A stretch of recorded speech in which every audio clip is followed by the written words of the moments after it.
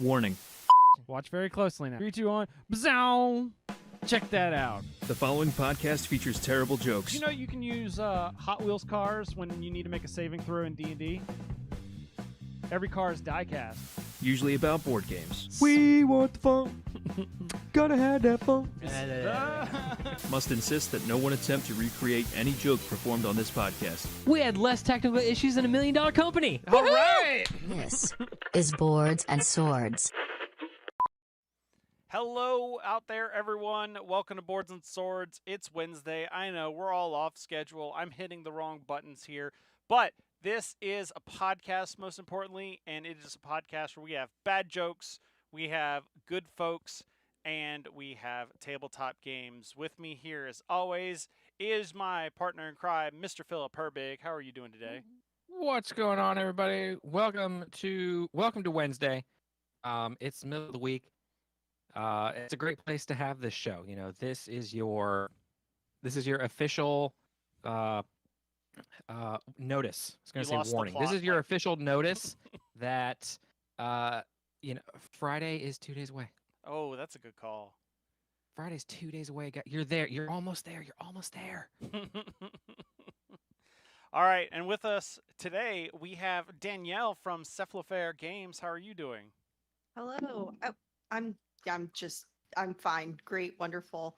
Smacking my microphone. It's okay. You didn't have to start the show like 3 times like I just did. So But you know, we're just getting warmed up. Yeah, totally. Right? Rusted Beatles in the chat. He's like, how many times are you going to make me timestamp the show start, man? I'm not going to make you timestamp it at all. It's appreciated, but I'm not going to make you.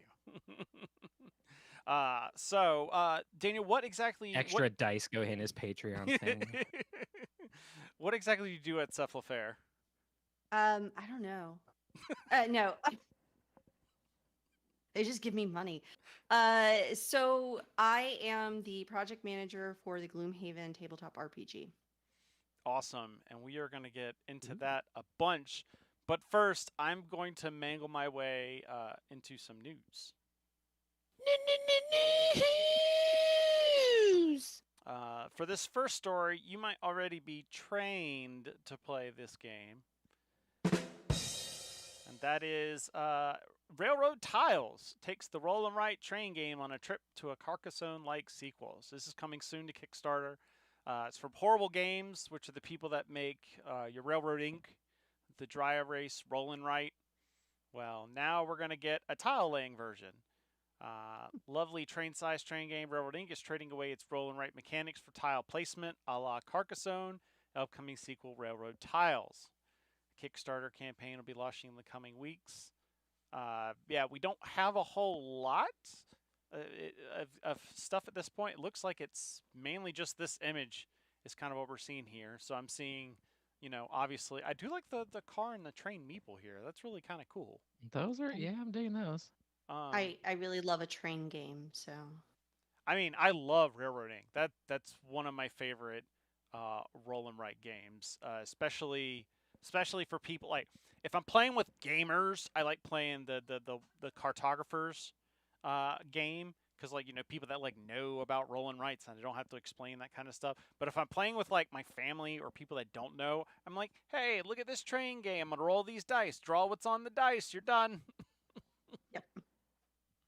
Yeah, you score it, but we'll figure that out.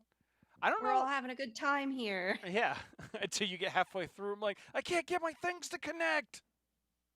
Yeah. I don't know if it's just this picture. Or can I? But it almost looks like the tiles might be like dry erasable. Something about that. That did look like that to me. Yeah, just something about these tiles. It just the way they're rendered in this picture. There's nothing drawing on there, but I love seeing the artwork all blown up. And the fact that there's actually artwork, because unlike the dice, because it's so tiny, you only get like the paths. But here we've got all the cute art that you see like on the boxes and stuff. That's now all adorned on the tiles. Carcassonne, the tile game.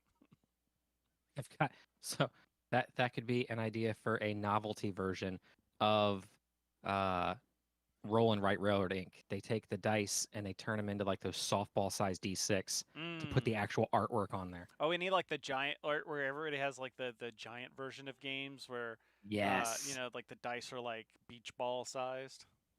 That life-size Catan that's always a Gen Yeah, Con. yeah. Yeah. Yes. One year I the saw Mayfair room.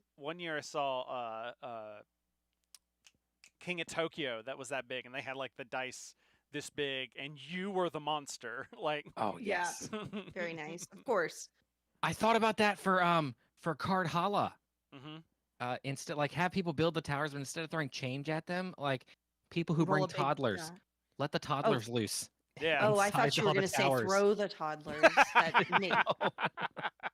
It's just your idea is way better than mine. Well, we talk about playing floor hammer. So you play 40K on the floor, but you can Mhm, bring in like Titans instead because it's bigger space than your normal table. And yeah, I was like, like, cats. yeah, you got like cats or toddlers are like the size Mhm. of, you know, certain Titans. Yeah. Like a person is like dogs. the size of an Imperator Titan at that scale, but Yeah. which apparently I saw a TikTok somebody's building. Somebody's like custom designed. They don't make a model for this because in true to scale, if you've got your normal Space Marine that's like, you know, this tall, An inch tall. Yeah. an Imperator Titan is like 7 to 8 feet tall. So they don't make a Nice. model for it, but there's some guy that's like custom modeling based on images and stuff that we've seen. Toddle Johns. Well, I mean, that's just. I feel like Games Workshop is losing out. They should make. I don't think. I think they know where their Somebody. market is, and it's in people with just enough disposable income to buy small packs of models forever and ever until they get too old. Do it And like then new people with disposable income come in and buy their models forever and ever until they get too old. No, Do what it- they need to do this action figure style where Yes. where Where you got to buy the 6 figures with the arm and leg and head. you and spend torso. $2,000 and we'll send you an arm. That scale, we'll send you a finger. Coming to Gen Con, Isle of Cats, a cat cafe, and a Gen Con room full of cat treats. You joke, but I would buy tickets to this. Hell Right. yeah. Like they always have the quiet room at Gen Con, which I get it. You If know, they had cats in the quiet room, I'd go Yeah, there. It was a Hell a yeah. cat quiet room, and on the And- opposite side of the hall, a puppy quiet room. yeah, and you do it where like, you know, you pay the entry fee and it goes towards like taking care of the cats and getting them adopted. I've seen there's a couple of cat there. I think I don't know if it survived through COVID, but there's one up in DC, I think, where they do that. I went to a PAX before they called it PAX West, where they had a kitten petting room where they had adoptable kittens, and you could go in and sit, and there was a long ass line out the building to like a queue to, of course, everything at PAX has a queue. But yeah, you could go and sit in their little cave with them and pet on them and love on them, and they were adoptable. And I definitely went and had some chill time with kittens. Only there they spell Queew. Quay? Well, I was going Sort of. for meow, but never mind. Yeah. I didn't have I didn't type that one out to think about it. This is a bad joke. You did warn me. I did. I do warn people in the beginning. That was on one story. You got all that on one story. That was great. Moving on. For a category of games called miniatures, it sure doesn't look miniature when you look at my bank statements. Speaking of Games Workshop, so I always like looking at ICV2. They do a bunch of interviews and stuff with game publishers and stores to try and kind of figure out the businessy side of it. And they happen as there was some stories where it was pretty like flat for 2023, which is good because we didn't fall. Like we're coming kind of, I'm going to say post-COVID in quotes. Post-lockdown. That's a better word because we're not post-COVID, but we're post-lockdowns. Instead of like all the highs from like 2021 in 22 from people spending like when stimulus spendings, and then in 23 we held that instead of going down. So sometimes not a lot, sometimes a little bit of growth's better than nothing else. So, Yep. but they did say, based on all those numbers, that miniatures was the one area that did grow, up 9% from 525 million to 570 million, according to their estimates. Collectible games is the only other category to book a win that was up around 3%. So, of course, Games Workshop led the way, sales up around 15%. But I mean, this is all, There's like 4 companies that make miniature games. yeah. And all of them have That's a lot of money between them. and all of them have people that started at Games Workshop. That's the one thing I Yes. found by interviewing people. They're like, "Oh yeah, well we started at Games Workshop and we decided to do our own thing." And Yep. but between you had I wasn't really surprised by this story at all, because you had the huge Warhammer 10th edition come out. Yep. Then everybody dropping tons of money on that. There was that BattleTech Kickstarter that did like $6 million on Kickstarter. I'm trying to remember, I don't remember, but but I don't know if It's a that's lot. included in this. But yeah, and then they're like, then there's everything else. welcome to our niche hobby. Yeah. Bigger problems cited by retailers and distributors was the shortening of the pre-order cycle, making it extremely difficult to gather demand info in time for initial orders to Games Workshop. Yeah. So like pre-order info reaches customers, so what they're saying is they always put up that here's what's coming next week. And it like they announce that stuff on Sunday, and then like 2 days later is when stores have to put in their orders, and it's like people just found out about this, like Not enough time. no. And also the other fact is this is where I'm going off the script because I don't know this how much, but from what I've heard, that reviewers that get Games Workshop like review product, they can't say anything about the stuff they've gotten until the Friday before the pre-order starts. So stores are having to put in their orders before like reviewers have even talked about like, is this thing good or not? So Rusted Beetle is out here with the questions. Oh, all yeah. right. How much does a bottle of resin translate to mini sales? negative dollars. That's money that could have been spent. That is, yes. That's what's gonna happen. It's the only way to make my lore accurate Titan. Okay? Exactly. That's what literally we're just talking about. All right. A peculiar set of cards here. That is the Cunning Coyote and the Resilient Roadrunner. Which the Cunning Coyote, these are both red creatures. The Coyote has haste. When it enters the battlefield, another target creature you control gets +1/+1 and haste. And it even comes with plot. So you're like, man, that's a good way of representing Wile E. Coyote. And then you look at the Roadrunner one, and it's protection from coyotes. Which I think somebody said in this article, there is only one coyote creature in the entirety of Magic the Gathering. And it's that one. And it's that one. Nice. And the Roadrunner is haste, protection from coyotes. Resilient Roadrunner can't be blocked this turn if you pay 3, except by creatures with haste. Chasing the Roadrunner, Omenport slang for wasting energy on impossible pursuits. So I'm all for this. This is great. I love these like subtle, like we didn't pay for the licensing for Looney Tunes. We're just gonna like sprinkle it in and let some website figure it out. Exactly.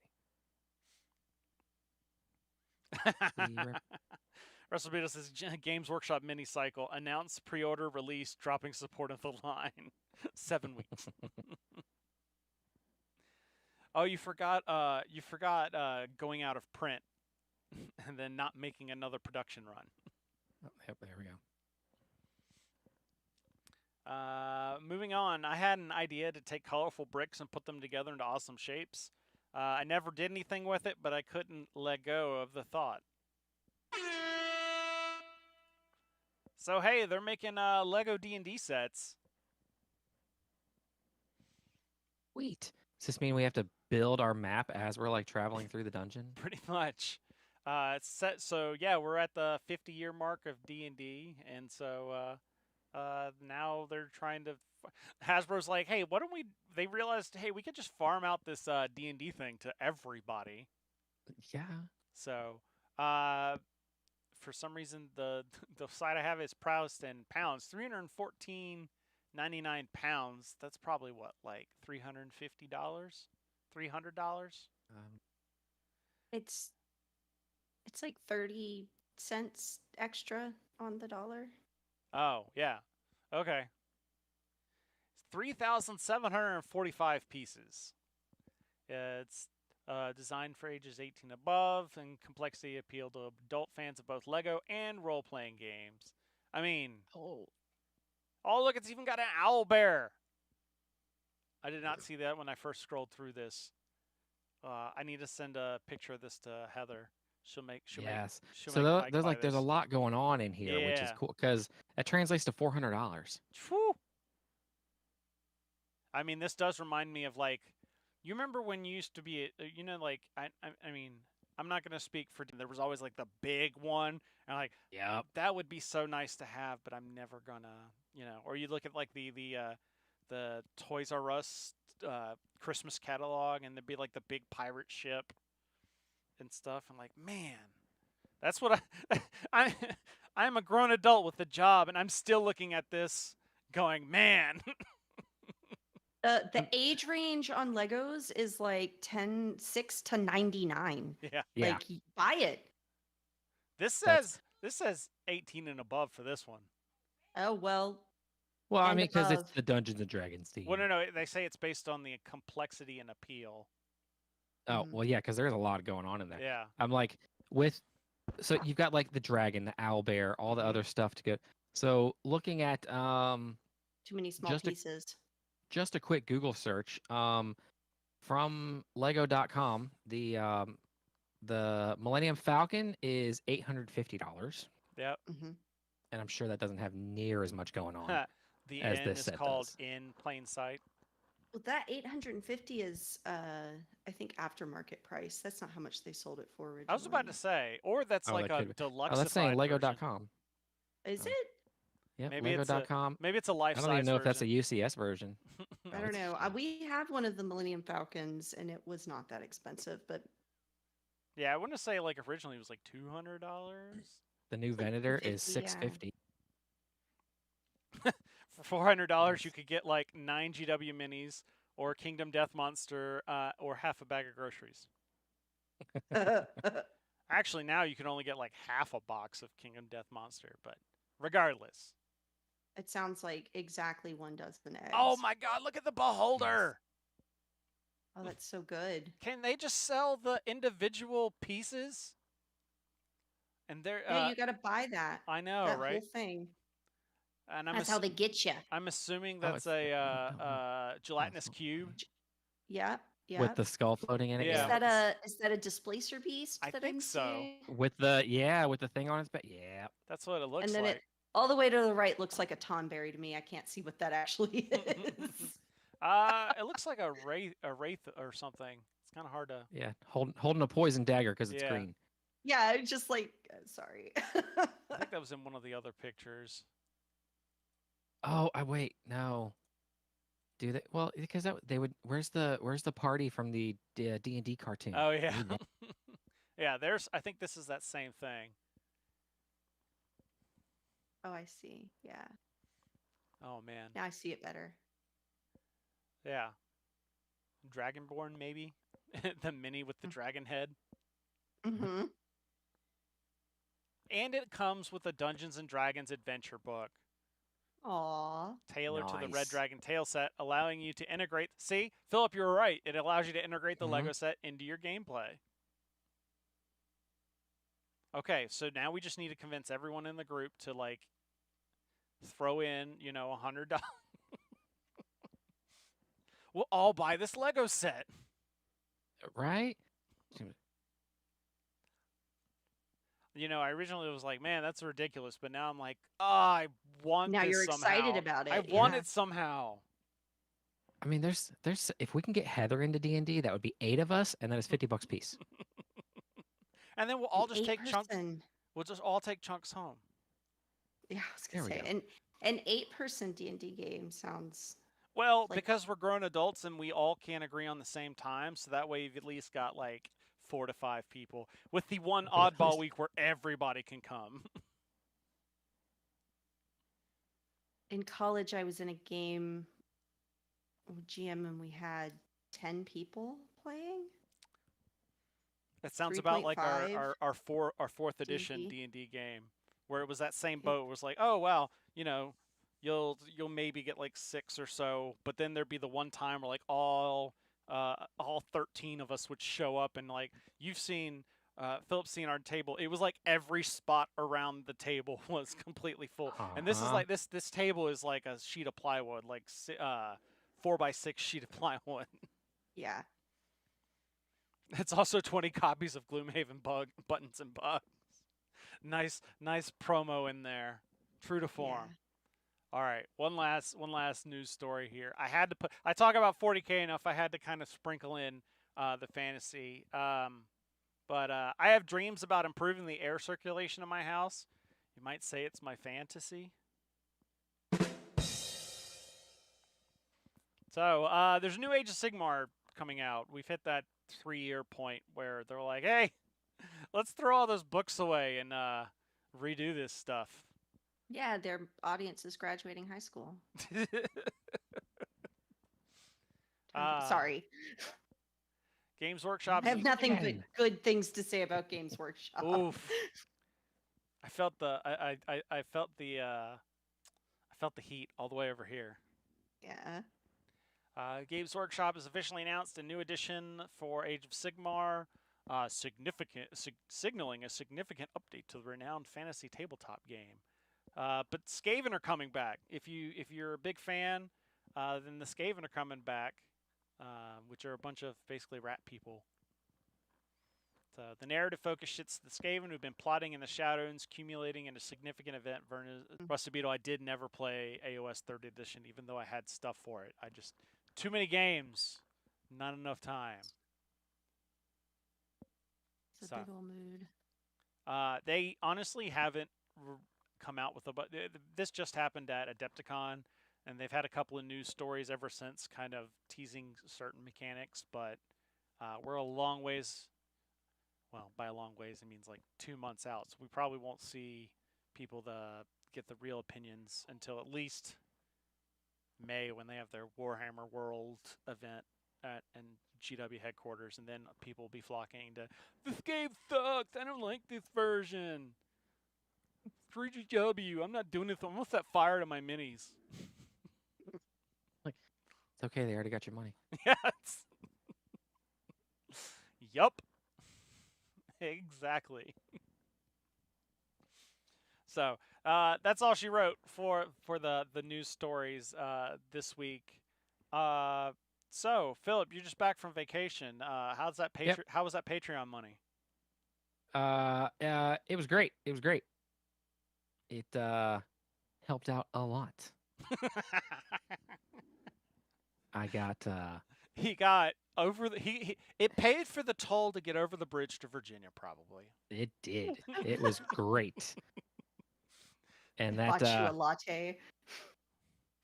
And that's wouldn't have been possible. That would not have been possible without you folks out there going to patreon.com/boards and swords, boardsandswords.com/Patreon.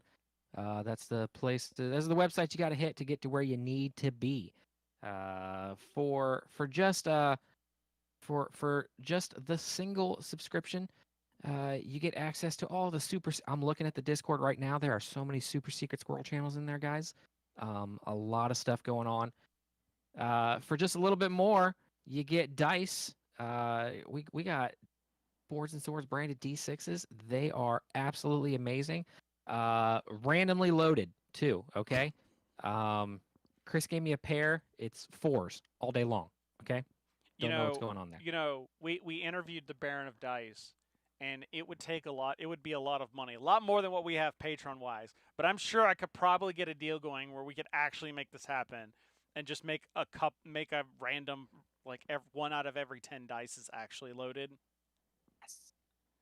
That'd It be would amazing for everybody. it would almost be worth the amount of extra money I'd have to put into it. Just But what are We're you gonna ac- do? What are you gonna do with those dice? Well, you might be saying, how does playing some RPG sound? Because I'm also currently writing my version of Tyranny of Dragons because that module sucks. It needs to be burned in a fire. And so I'm currently writing a better version. Guess what, Philip?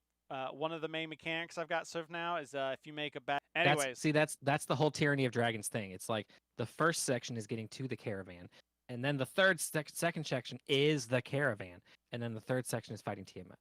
yeah, pretty much. That you know what that is actually the best way to describe why I hate that game so much. I've not seen it in a succinct form. Thank you, Philip. Like 30 seconds in the beginning. Oh, okay. Okay. Fair. So, Yes. and just when I was doing some work prepping for this, now you are not new to RPGs in a whole. I've seen, I saw some video interviews with you for a bunch of various differing systems. Is that right? Yes, that is correct. So, what's been I- like kind of your background leading up to Gloomhaven? I mean, do you want like my life story or just like the Cliff's Notes? I mean, I'm all about the Cliff Notes. Okay. I've been doing RPG work, design work for, oh gosh, it's like 12 years now. I got my first publication in 2009 in what was at the time White Wolf as by way of CCP, who makes Eve Online. They were trying to make an MMO out of like the vampire properties, and then they just never they scrapped it, and they scrapped the RPG books at the same time. And that was like my first set of credits, and then I was like, yeah, I'm getting writing work, and this is so great. And I was like, hey, I haven't heard from y'all in a while. Can I get more work? And they were like, oh yeah, they shut us down. And I was like, son of a bitch. But then Onyx Path Publishing purchased the like rights. They didn't own it. They just worked out a deal, publishing rights for World of Darkness stuff, and contacted me because they were doing a second edition of what is now called the Chronicles of Darkness, but was then just lovingly referred to as the New World of Darkness. And I wrote a bunch of stuff for them. For a short amount of time after JWP kickstarted one of the, at the time, groundbreaking Kickstarters for 7th Sea 2nd Edition, raised over $1 million. They hired me as a lead designer developer there. And then that kind of fell apart after about a year or two. It just did. And so I've been was freelancing and been to freelancing, and I've done stuff with Magpie Productions with Mark D.S. Truman on The Root tabletop RPG and on Avatar. And so good friends with Mark, great guy. And actually, he's the one who introduced me to the Cephalofair team. They needed somebody who was familiar with RPGs to make their RPG. And they were struggling with getting it past a certain point. And I had kind of gained a little bit of a reputation in the industry as a person who could help people get past problem areas in their games. So he suggested that I work with them, and they picked me up, and here I am. Awesome. So how did they bring up at all where the bouts they decided, hey, we're gonna take this game that's kind of replicating that fantasy crawl, and then we're gonna actually make a fantasy game about the fantasy game that makes fun of it or that talks about fantasy games?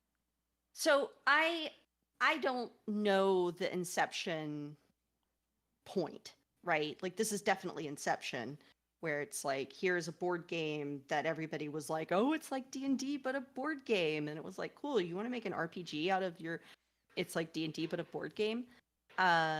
I don't know where that happened or when that, like how that happened or came about. All I know is that they had already promised 6,000 people a book on a backer kit when I showed up. Okay, so this was already past the we funded this. Yes. Oh crap. Yeah. Yeah. It was, yeah. I was like, well, how many people bought into the, I mean, like that crowdfunder made a lot of money. But it was for like this grand festival. I don't know if you're familiar with that backer kit project, but it was like, this is a reprint of Frosthaven. This is also funding second edition of Gloomhaven. This is also, we're going to make this tiny little game called Buttons and Bugs. Also, there's an RPG involved. Yeah, I think it back at started any out. level. It started out as it was just, hey, this is just the minis for, you know, if you want minis Also minis. for Yep. all your Gloom instead of standees, and then it turned into, hey, everything we could possibly work on for the next 4 years, we're just going to shove into the into this They backer called kit. it the Grand Festival, and it sure the fuck was. Like just little market spaces everywhere. So yeah, that was already funded and had been funded for a couple of months when, because they had that conversation at Gen Con in 2023. So just, you know, in August, and I started in the middle of September. So yeah, I think that crowdfunder went on over the summer. Yeah, that seems about right. It was like, I want to say Yeah. it was around the May, June-ish. It was pre-Gen Con. I definitely know that. Oh, so basically it was hey, we've got this idea, and then people were like, yes, we want that. And then Isaac's having to be like, oh, crap. They had more than an idea. Like when I got in, they had mechanics, they had play tests, they have a whole group of play testers who had been hammering on it, and I think it had hit the level of, it just wasn't a job that Isaac could do on his own anymore, because it was too different from the things that he was used to doing. Right? Like he needed it to be different from the board game, but all of his design has been on the board game. Right. So yeah. So I've been working on that at Cephalofair, and at the same time also still doing my other freelance industry work, because this job the industry doesn't pay well, so I kind of just Yeah. have to I moonlight my own moonlighting. I laugh in awkwardness because that is definitely something I've heard. Oh yeah, I'm making the big bucks now. I got board game money. Now you just need that Games Workshop, that 500 million that's split among 4 people. Yeah, right? Yeah. So that would be something.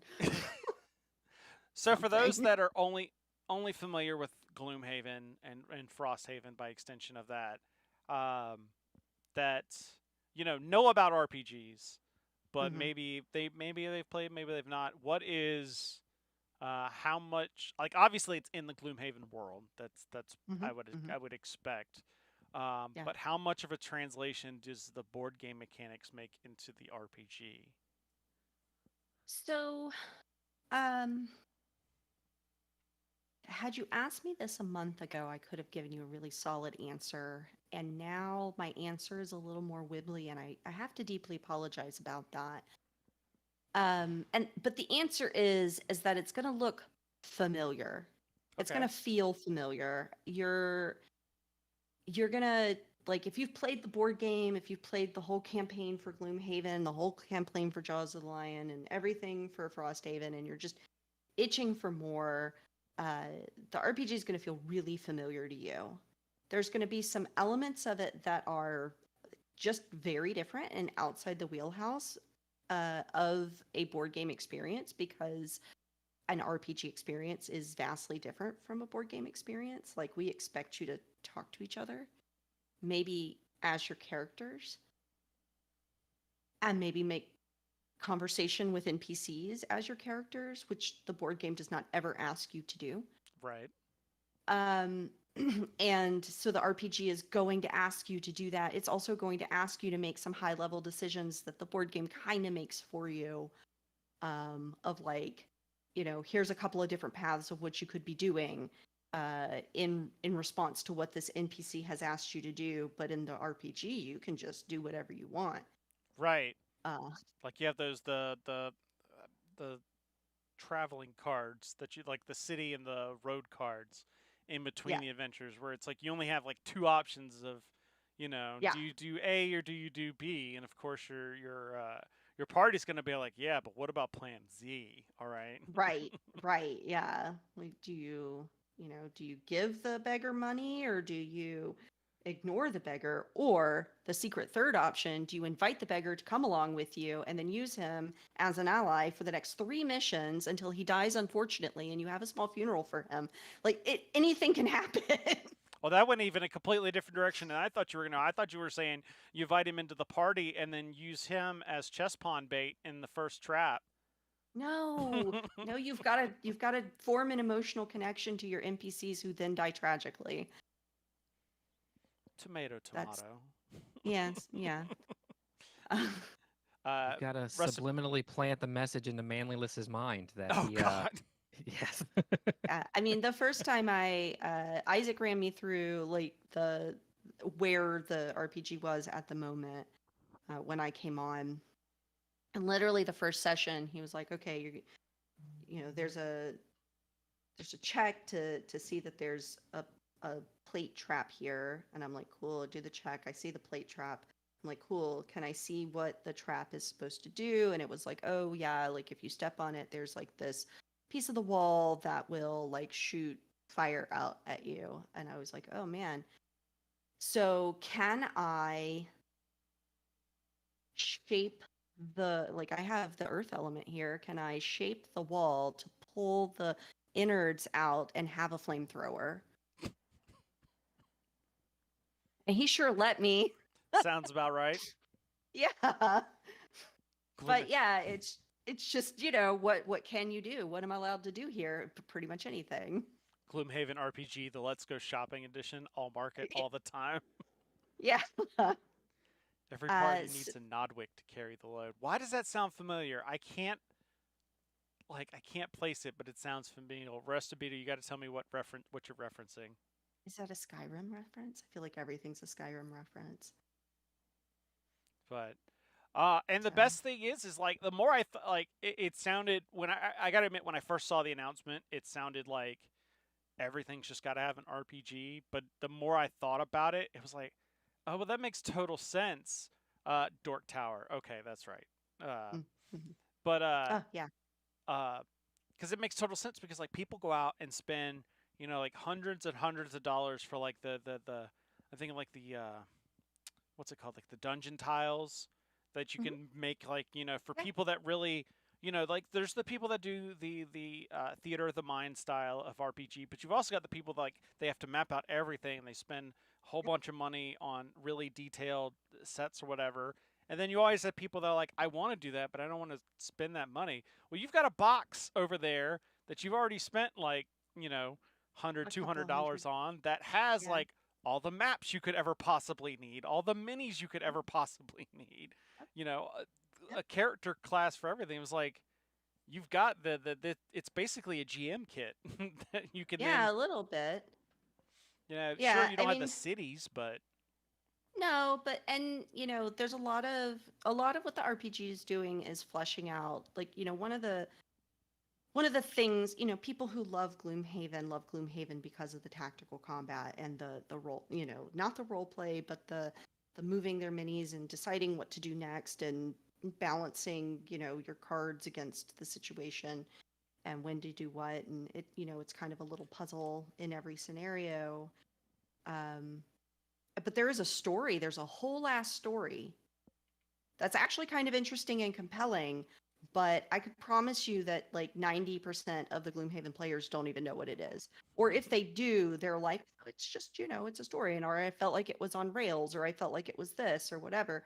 Like I was, a choose your own adventure book kind of thing." And that's what it is. It's a really complicated, overly complicated, so many little bits and bobs, choose your own adventure story. Don't ever let Isaac hear me say that. It's so much more complicated than that, but like, if I had to boil it down, that's what it is. And so yeah, you can feel like the story isn't that compelling because you weren't given a lot of choice or agency in that story.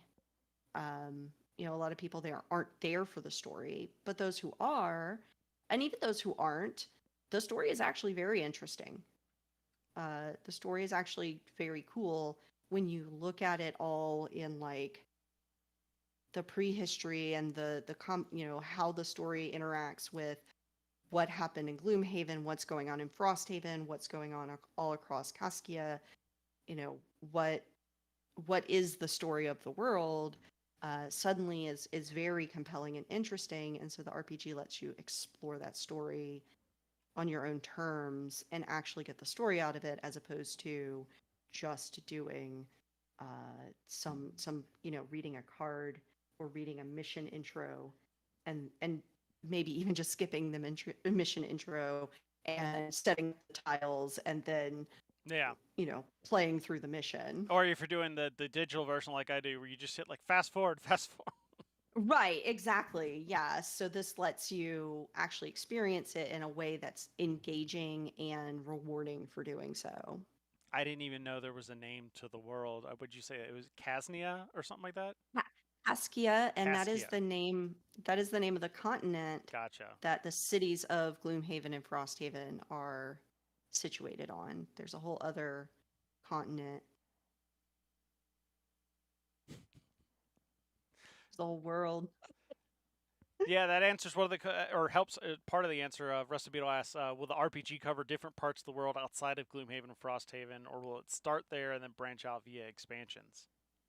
So the RPG is centered on Gloomhaven. So a lot of the setting information is centered on the city of Gloomhaven, its different districts, its history, and the history of how it came about.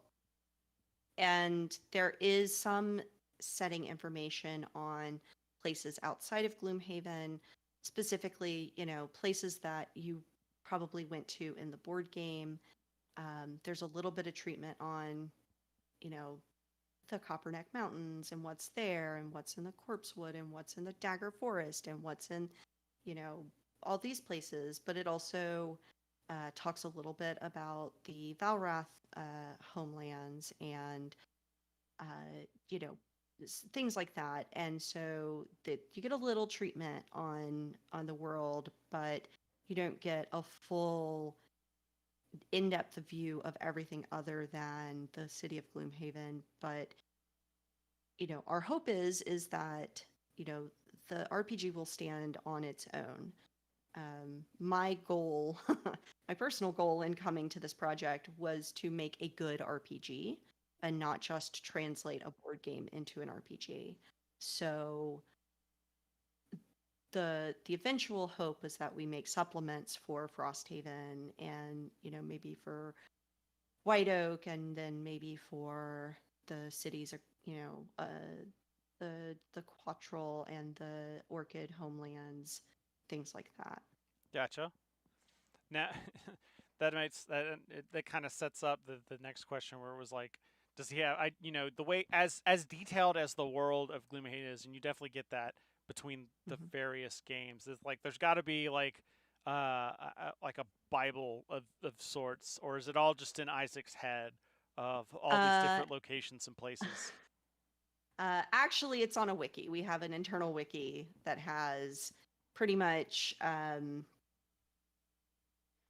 put together by a very talented individual who Isaac hired for the purpose, who essentially took all of the storylines from Gloomhaven, Frosthaven, Jaws of the Lion, even founders of Gloomhaven, and made a like a timeline and a kind of running narrative along with you know, here's a name that came up in this scenario.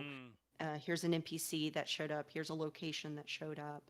Here's its really, it some of it's not hugely detailed. Like here is literally the line from that scenario from this game, but it's all if I'm like, oh, okay, the sleeping lion, what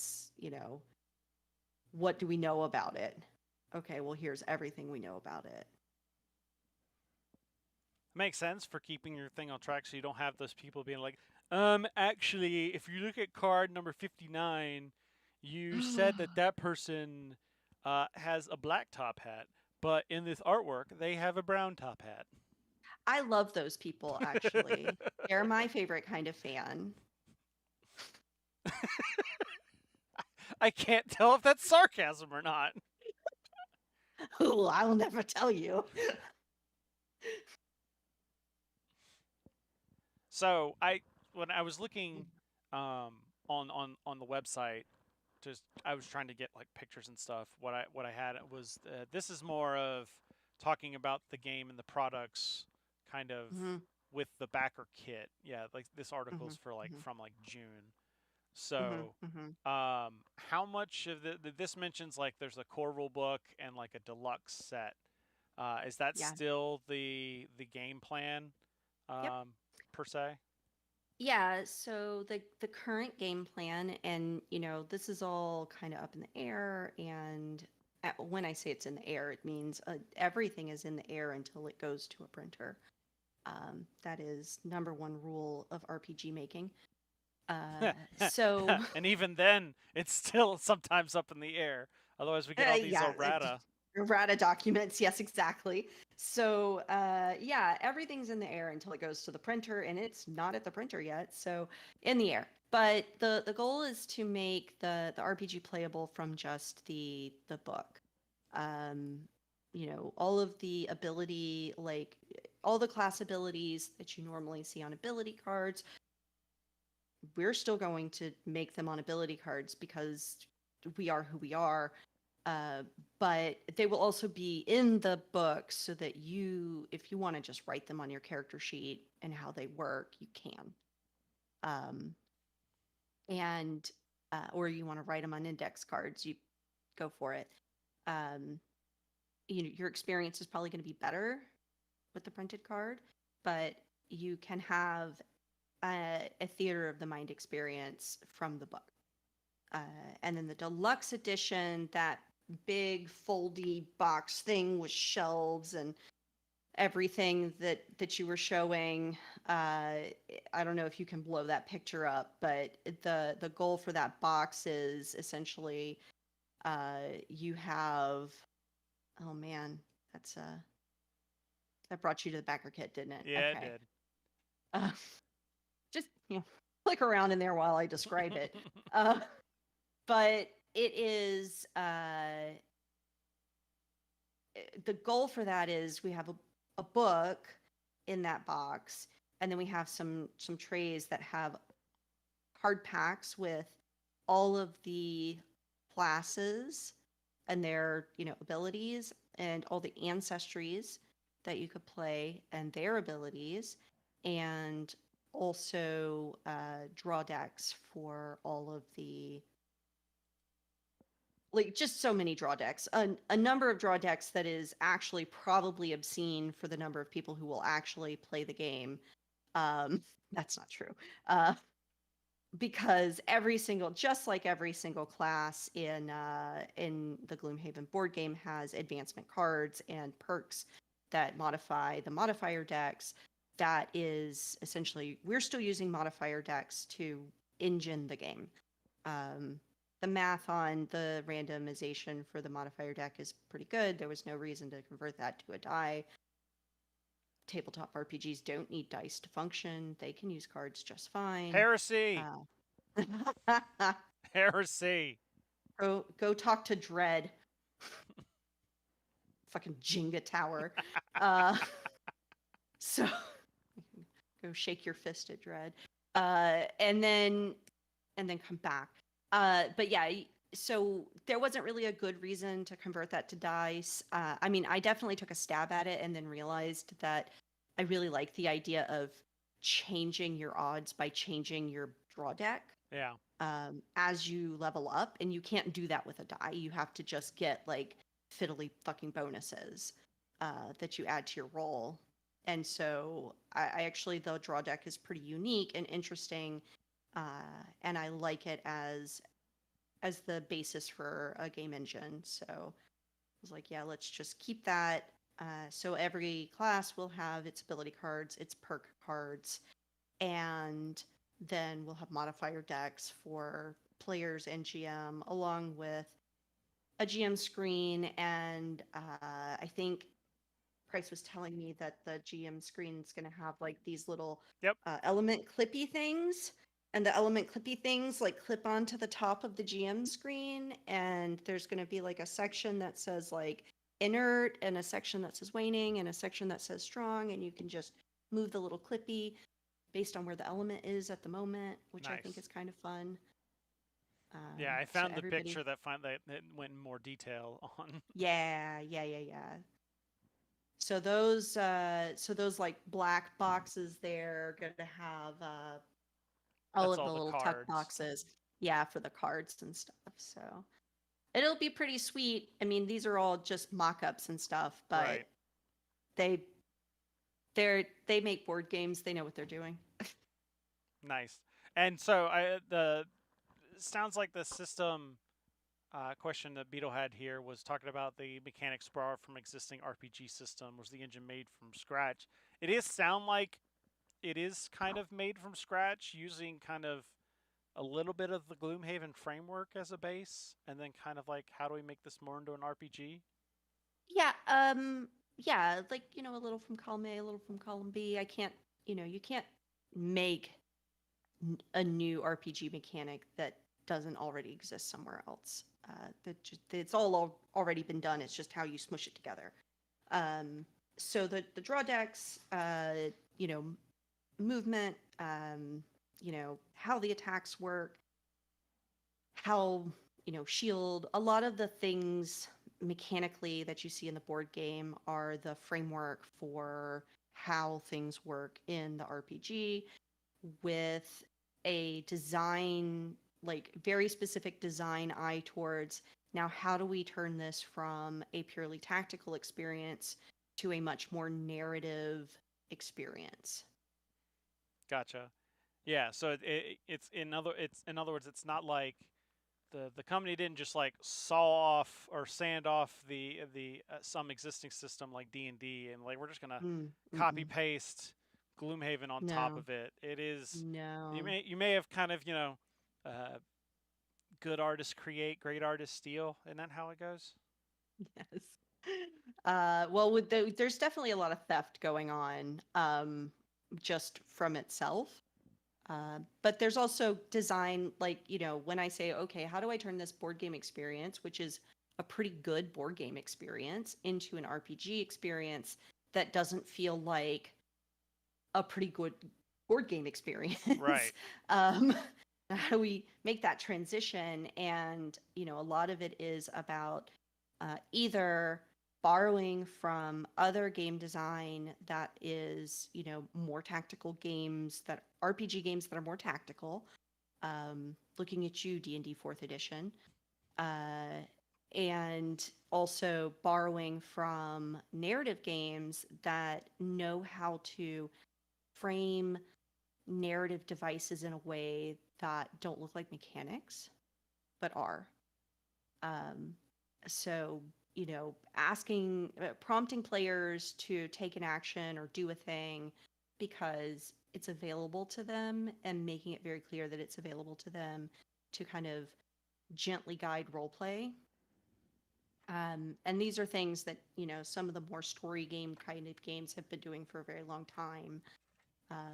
And, I, of course, just stealing and reiterating those things in a way that that looks appealing and gloom-esque. X-Haven, I think it is. Ah, gotcha. Now, Haven-esque. Haven-esque. There you go. Uh, are all the classes going to be available? So Gloomhaven's famous for you start off with five or six classes, Yeah. and then You as start off with you 6, and then you retire unlock characters more. to. Yeah. So is that piece being ported over to the RPG, or is it going to be like, nope, here you go? No, we have 16 playable classes out the bat. That can be mixed with 8 playable ancestries. Mix and match any way you like them. So you want to play a quattral harrower, go for it. Now, do the names borrow at all from the game, or are they completely unique class names? Oh, they are taken directly from the game. Big old spoilers if you haven't played. That's what I was. So that was what I was wondering, because if you look at any of the Gloomhaven discussions, they never refer to any of the class names outside of the base 6. Yeah, they refer to them as the little symbols, whatever they yeah. the symbol nicknames they've given them. Yeah, I learned about that. I thought it was deeply hilarious. Yeah, because at this point the game has been out for like 6 years. Right. Like you're like, if you don't want to get spoiled, like don't go online. Right, and it's also like how much is a spoil? Like, oh, I can unlock X character. But yeah, Philip, you'll go to like for instance, just because I wanted to see like, could I make a Redditor feud thing out of this? It's like, what's your favorite character class? And people will be like, Skull, Sun. You're like, what?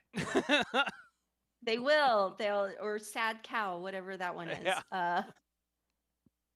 That would explain the titles in the apparel and drinkware shop. Yeah. Yes.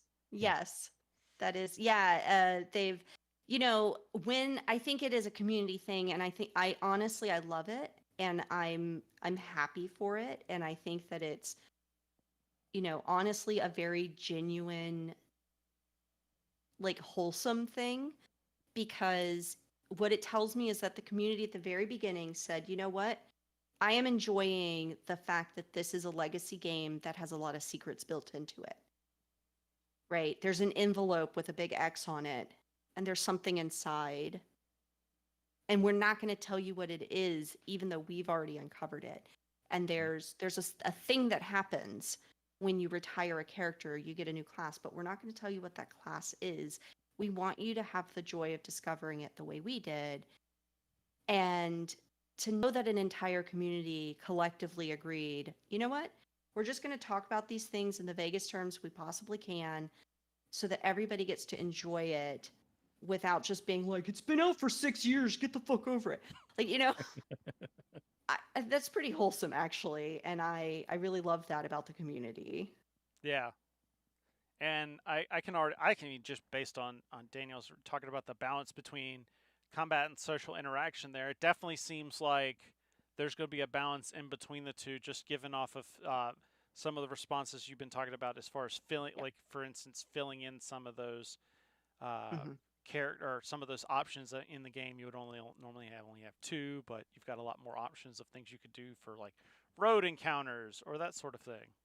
Well, yeah, I mean, even within combat, there's just far more options that you can do in an RPG than you can in, a tactical board game where there's an AI running all the monsters, right? Like here's a classic thing, and this is something I keep bringing up to Isaac, that like the RPG should allow, but we haven't figured it out quite yet, which is that when you disarm a monster,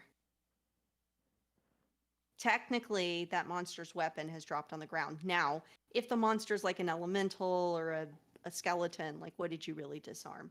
But if it's a bandit, right? Like he's dropped his weapon. Can I pick that weapon up? Yeah. And what happens if I pick that weapon up? Do I now have that weapon? Are they just disarmed? Do they pull out another weapon? What's the story there? Right? And when I say those things, like as a board gamer, you're like, what? But as an RPG player, you kind of are with me of like, what is the story there? What I have disarmed this person. What if what if they were wielding a, a magic doom wand that was gonna, you know, raise every undead in the corpse wood and turn it into a giant undead army? I really want to get that thing after we disarm him.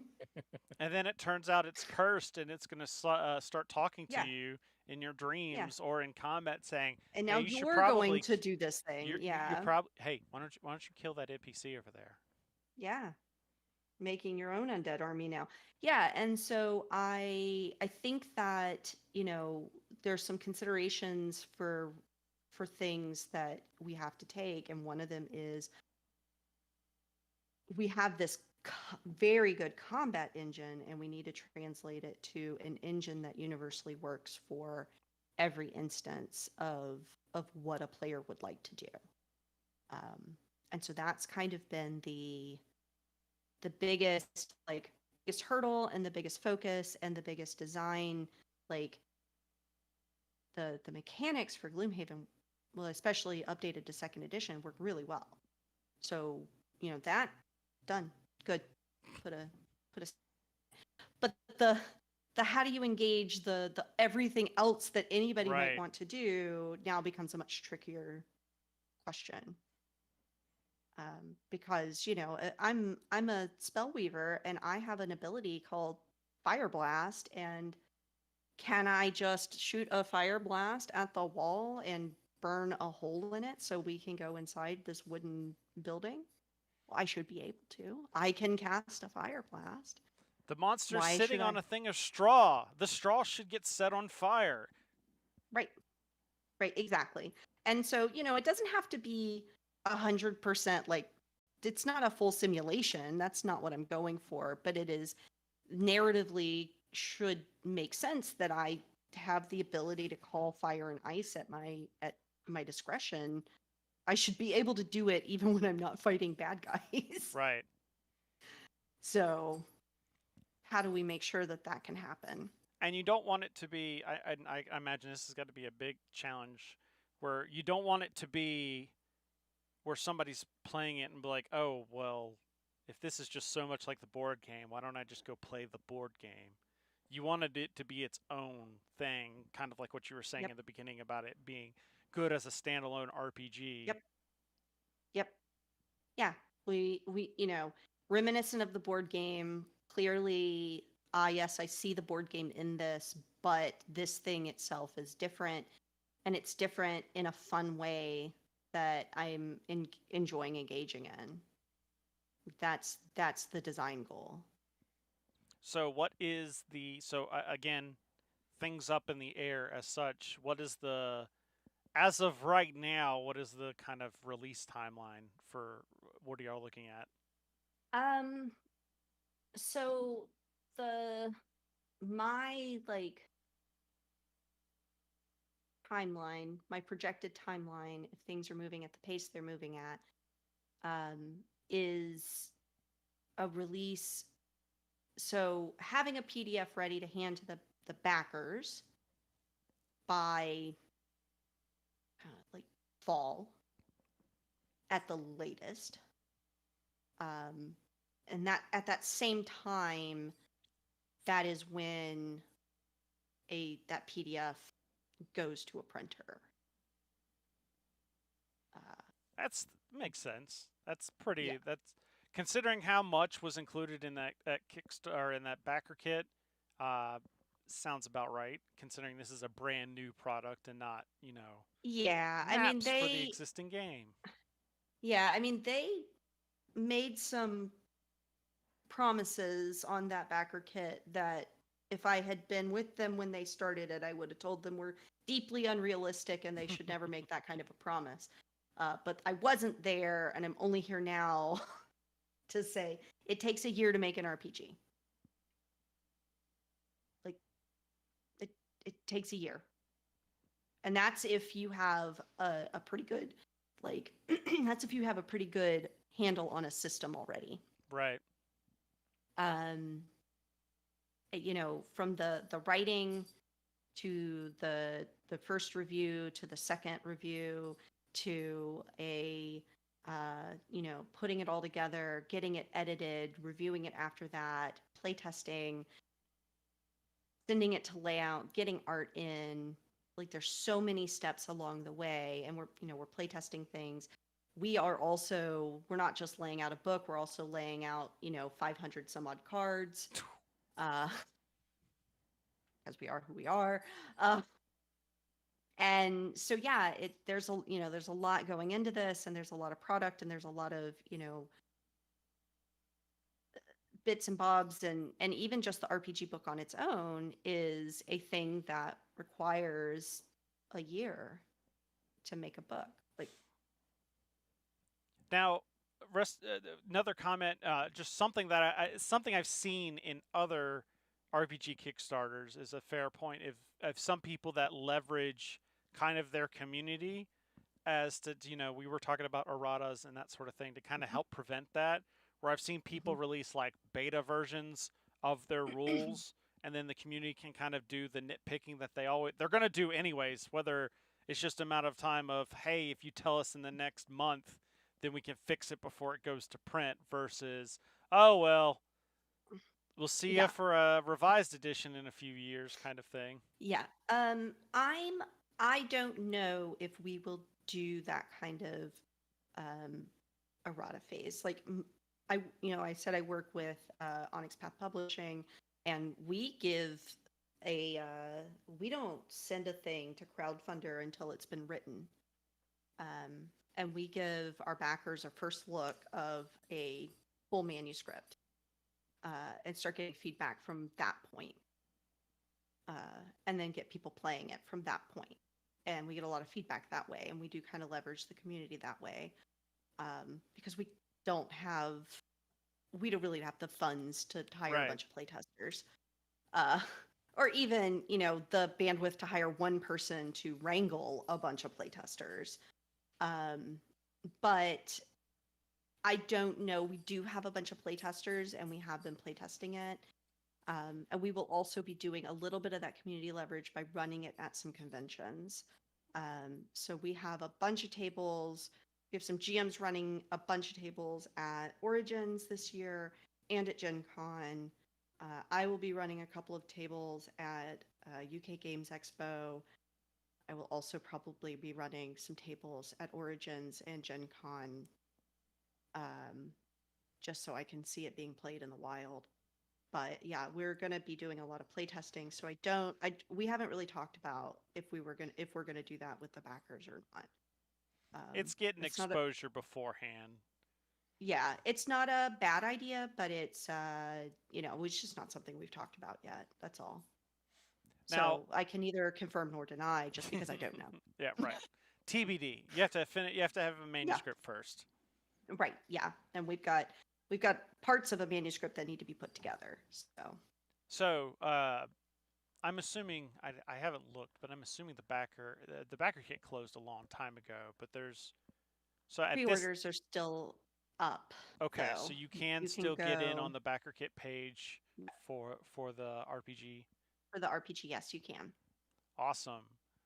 All right. So before we let you go, I have a game show quick idea. I got to preface this with there's a chance this could go badly, which is always the case, but even more so because I changed the nature of this game about 20 minutes ago, or well, an hour and 20 minutes ago at this point. So what I'm going to do is, so you've heard of the eBay game probably, where you find weird things on eBay and be like, oh, Price is Right rules, how much do you think this is going for? And I like doing that sometimes, like where Gen Con, people throw up random weird things for Gen Con related. And I tried to do so with Gloomhaven, but it was all pretty like bland and generic, like, oh, here's the comic book that was made, or here's a pin that we released at a convention. And I got like, right as I was planning for this, like, this kind of sucks. And so what I decided to do instead is, did you know that there is a weird stuff page on eBay? Weird stuff. Yeah, it's just called, it's a category just called weird stuff. And they just they just list a whole bunch of stuff. So I was like, okay, so, right now, Gloomhaven's out of print. on the website, and I didn't look in the backer kit, or I would go. I was like, okay, so let's set a range of what you would expect to pay for a copy of Gloomhaven, so $100 to $200 on that weird stuff page, and let me see what things I could come up with. And so what I'm going to do, $250 for Frosthaven. okay, yeah, I knew. So let's just. So I've got to hear all these items are between $100 and $200, and the way this is going to work is I'm going to read you pieces of the description.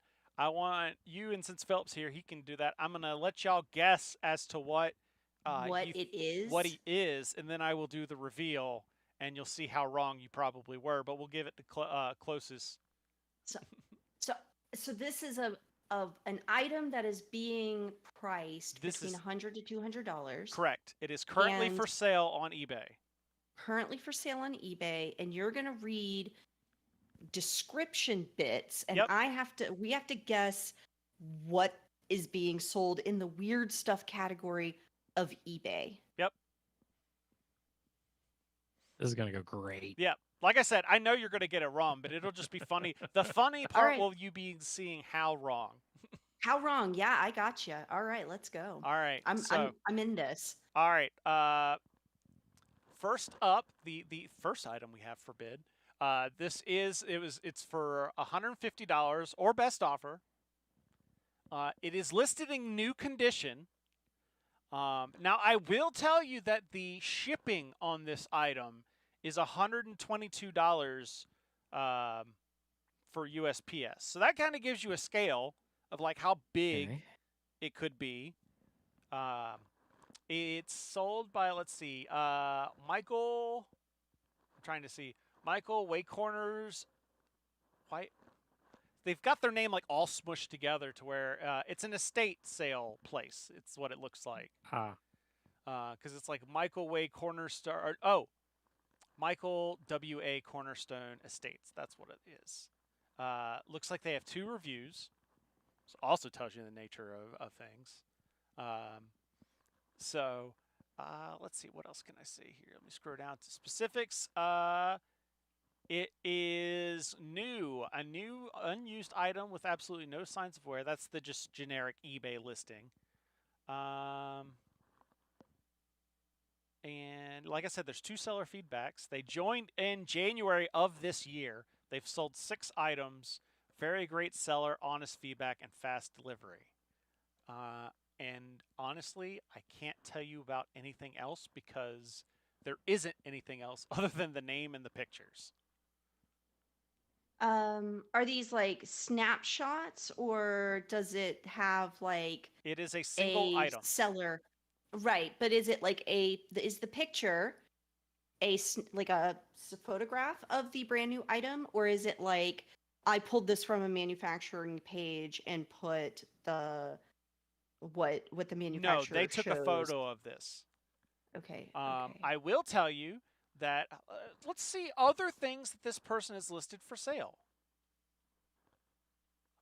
They have a Prilosec OTC for $15, a Zyrtec allergy treatment for $20, some toning foam platinum hair blonde toner. And, there we go. I'm gonna go with Rusted Beetles. Rusted Beetle. Is it a 3D printed model of the city of Gloomhaven? Oh yes, obviously. I will tell you that I don't Rusted Beetle gets the points. Is it a CPAP machine? Ooh, that's a very specific, but could be yes.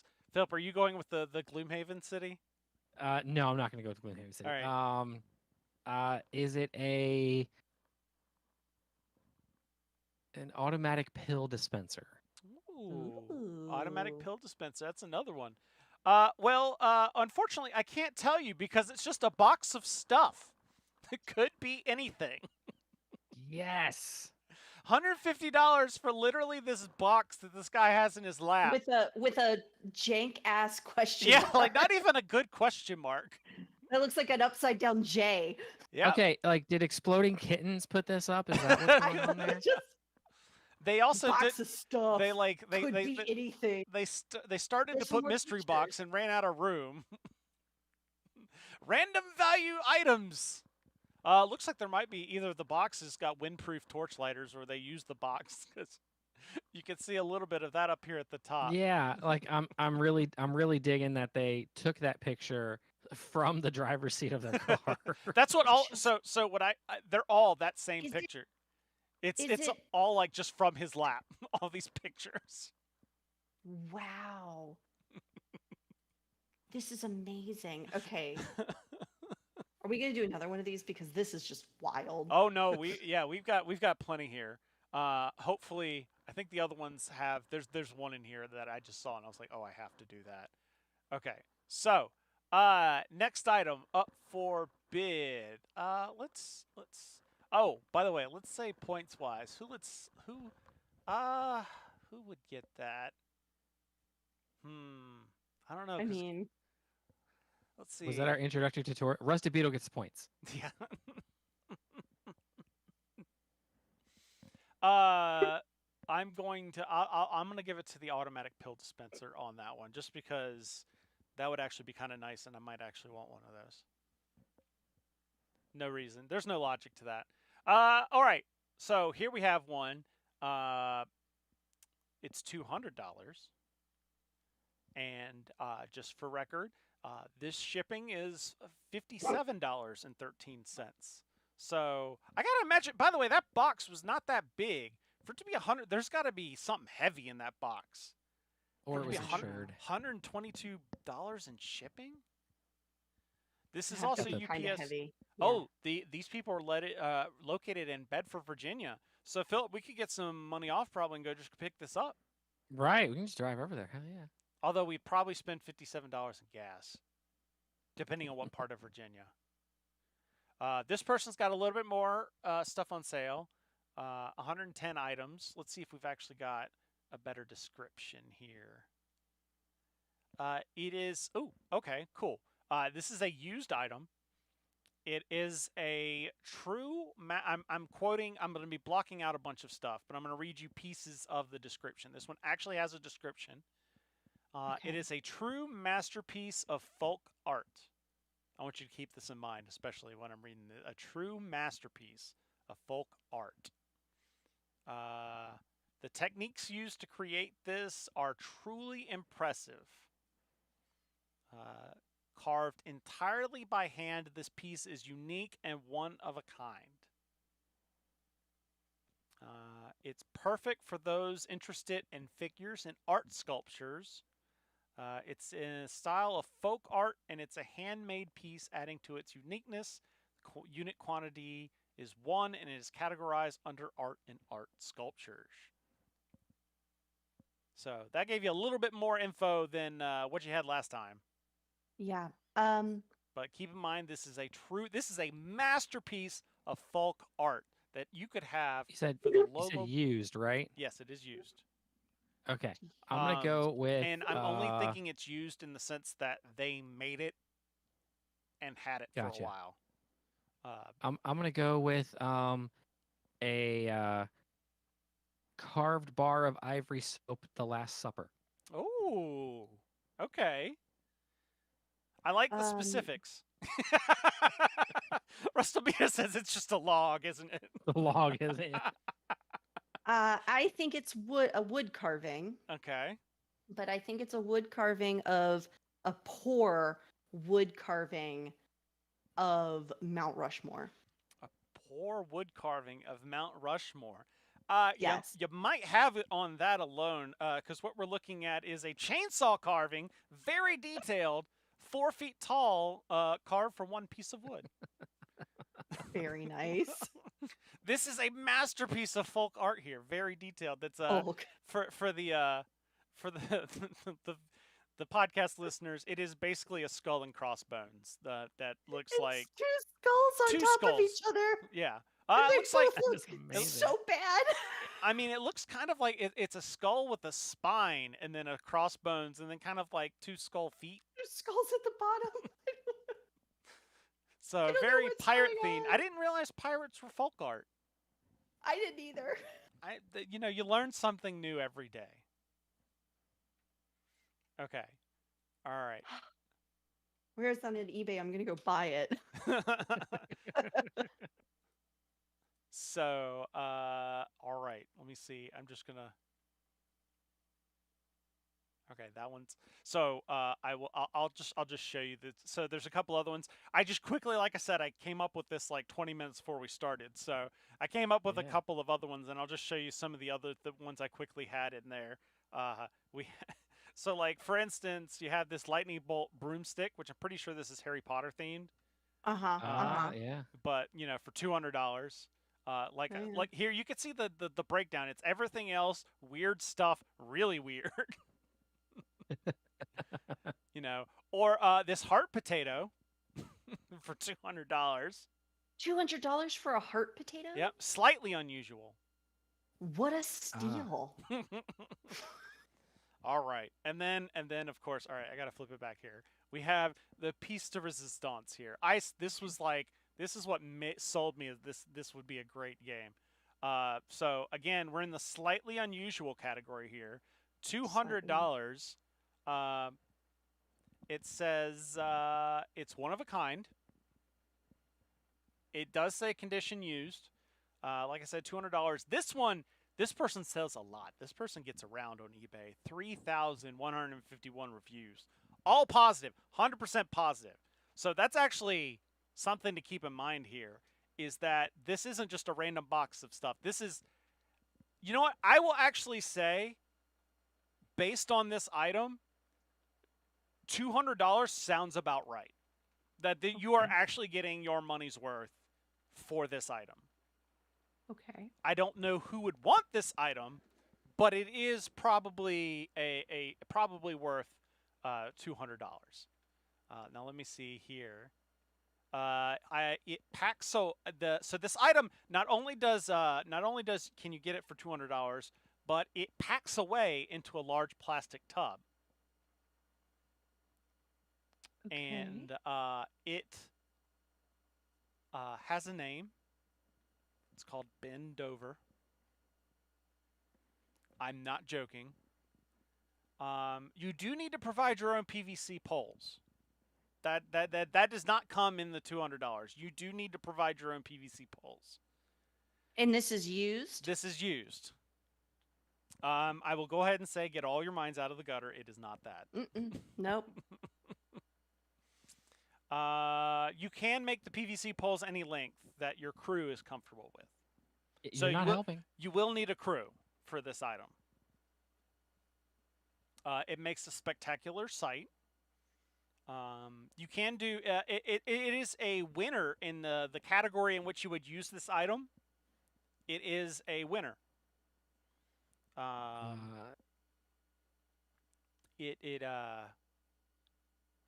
So it's got leather straps that are vegan tanned leather and unstained. I have an answer. Okay. Yeah. It is either a life-size puppet or one of those lion dragon thing where you have two people, like one of them in a the lion Chinese suit, yeah. things. But I'm gonna yeah, go with a for the- life-size puppet. Okay. Philip, what you got? Yeah, it's better than what I had. I just had one of those awning's the wrong word. Yeah, like the big the big tents. canopy? Yeah. Canopy. That's the word, canopy. Canopy. Okay. Daniel, you are very dangerously close to the right answer. So I'm going to say you need to tell me what type of animal do you think this thing is? One of a kind, huh? And a winner.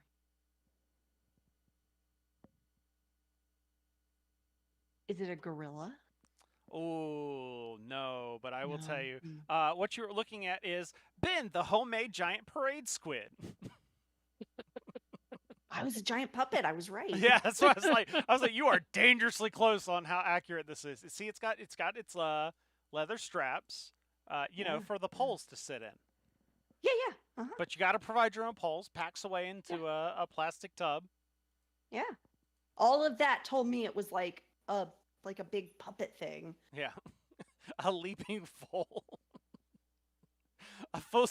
I like the options here in the chat. Is it a picnic table covered in fridge magnet poetry, covered in resin and stained bright yellow, or a full-scale non-functioning model of Santa's sleigh, the Hillbilly Edition? Man, I'm seeing an Hillbilly RPG edition. based on this. Yeah, his name's Ben Dover. It measures 12. Yeah, I mean- each of his tentacle arms measures 12 feet.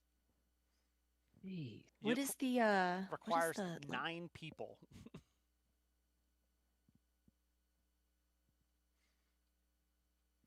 So yeah, for cheaper Requires than 9 people to coordinate their so for schedules. cheaper than Frosthaven, you could have this guy. Oh well, excuse me. Sorry, I didn't see In the a shipping. parade. I didn't see the shipping. It's $122. So, it's gonna be a little bit more than A little bit more, yeah. a little I'm bit just more. looking than at the- Frosthaven. What parade were they in that they were in like colonial Williamsburg garb? what is that listing again? What was it? What if I need a parade squid? Rusty Beetle's got it. It's a asterisk. Friends not included. That's me out. Guys, Oh man. my dog. You're gonna be like, suddenly it's like, Isaac, I have something we need to get for our Gen Con booth. We have little we've been trying to convince Price, not Isaac. Isaac's all for it. To make plushies of our Vermling Mind Thief. Oh, I'm Somebody sold. Already. we commissioned some. We didn't. I didn't. But somebody commissioned a little Vermling like pose.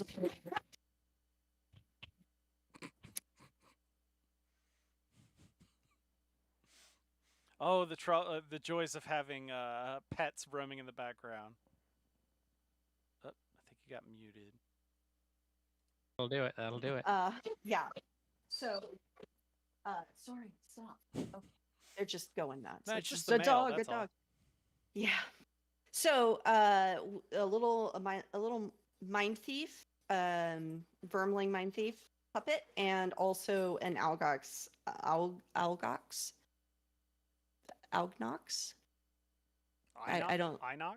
No, not Inox. The ones from Frosthaven, which are Oh, the I wouldn't know bigger. that. No. Yeah, they're Algoxes. Algnox. I'm gonna say it wrong, but When you only see it written and you never hear it pronounced. an abominable snowman guy. Gotcha. And we have those at our convention booth, and everybody wants them. We're like, we need to make plushies. Everybody wants a Vermling friend. That stuff sells. That's It just does. like, I went ahead and got my nephew into the Games Workshop atmosphere early. I mean, he was only like a year old, and Games Workshop sold a plush Nurgling, and I was like, done. Yep. Yeah, people love that stuff. So I know we're probably getting close to the end of time for you. So I've got two things. One, I was going to show you how tiny Buttons and Bugs is. Oh yeah, I saw it at PAX. It is tiny. It is so tiny. Here's the rule book. Hold on. This is my favorite. Here are all the minis. And I don't know if you can see how small this is, but like people have been taking pictures. It's been great. We've been getting an influx of people taking pictures, but like this tiny little this is a spell child reader. hazard warning. This is what this is. This is do not eat. This is a choking hazard. This is the choking hazard. Yeah, there's these are the cards, or the tiny little like here's your like ability cards. Actual size, of course. Actual size, yes, ability cards. And all cards are, and then the map tiles are regular card size. So That's pretty cool. I've always thought about or wondered about that, about making like a map out of like a deck of cards to where you could just But shuffle it's not it. even. But it's not. The whole map is on one card for each Oh. scenario. Oh, You don't make a map. You just it's boop, on the card. oof. Yeah, it's That good is stuff. tiny. It's so tiny. When they were like, you can play it on a plate and tray table, they were not fucking around.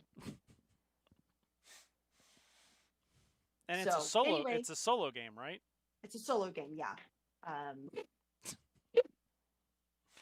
Recipe says I should have the the- minis painted before 2030. A dreaded die is involved. Oh, because you can't have enough cards that small. Hmm. But I think it's done in a clever way, so it's lots of people have been playing through it, super enjoying it. So if you don't have a copy, Yeah, when I did the Should be eBay hitting. search, that was like the top listings were like mostly buttons and bugs, people getting it from the backer kit and selling it. and that everybody's getting it right about. Yeah, a lot of that stuff's hitting. Yep. I've seen pictures about the map books for Frosthaven. Mhm. I've been Yep. seeing a bunch of that too. Yep, those have been hitting, yeah. So, so that's what I have to show off, just because it happens to be sitting on my desk right now. Fair. I Awesome. could also show off things not related to Gloomhaven, but I don't know if you want me to. No, I 'cause also got something else in the mail, so we just got to go out. Then we can just go off on tangents, and I can start. We Oh. just start showing off stuff. yeah, So, yeah. but for anybody that didn't back the back, or maybe they did and they don't read their email, where can people go to find out the most information about the RPG in particular? So right now, if you go to our website, we have a section, I think, on the blog we're doing monthly design diaries where I'm writing up some of the design process and information about the RPG monthly to give people updates and to kind of give people a behind the scenes peek at what's going on and where we are in the process. Awesome. And that is, sorry, just another good point. Is this a one and done kind of thing, or are there plans to kind of continue supporting this past the initial release? Well, yeah, the goal, the hope is that we will be, able to support it with supplements and have lots of material for it. But it That kinda just means depends I need. It depends on how well it sells. So, if you have viewers who haven't bought it, please buy it. or buy So a I can bunch keep for my people job. that you don't know and give it away at Christmas time. Buy 100 copies, or That- whatever. I mean, that's you know. how New York Times bestsellers work, right? I'm pretty sure that's true. The publisher. So I mean, yeah. Everything. Capitalism is a sham. Shh. Anyway. Don't. They're gonna start kicking. The FBI is gonna kick down my door. Kick down mine first, probably. All right. All right. Well, with that, I'm gonna play this music. This is the correct music this time, and I'm gonna hand it over to Philip. All right. The outro. That's been our show, everybody. We want to thank Danielle from Cephalofair Games for hanging out and dealing with our shenanigans. If you like what we're doing, you got to check us out at boardsandswords.com/live. That's got the schedule and the link to the streaming channel. It's boardsandswords.com also has everything we've done in the past. So check that out, and you can see all the stuff Chris and I have been doing for years and years and years and years and years. All right. Well, they can't hear anything I'm saying because that's usually the way the outro works. But I can't hear you either. So I was talking about y'all. Send us feedback.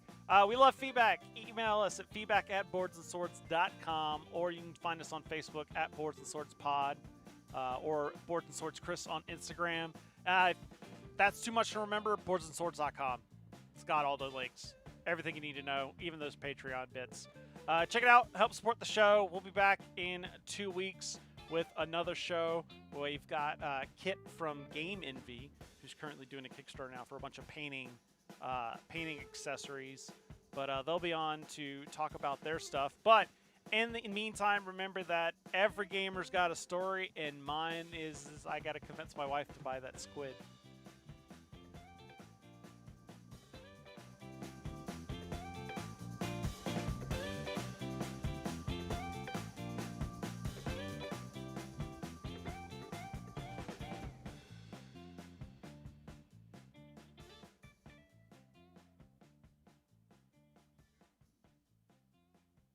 All right, that's all we got. So, Okay. thank you so Right. much for hanging out with us. I'm gonna stop Sure. the stream. Thank you everybody for showing up tonight. Hope we got all your question answers, but I'm gonna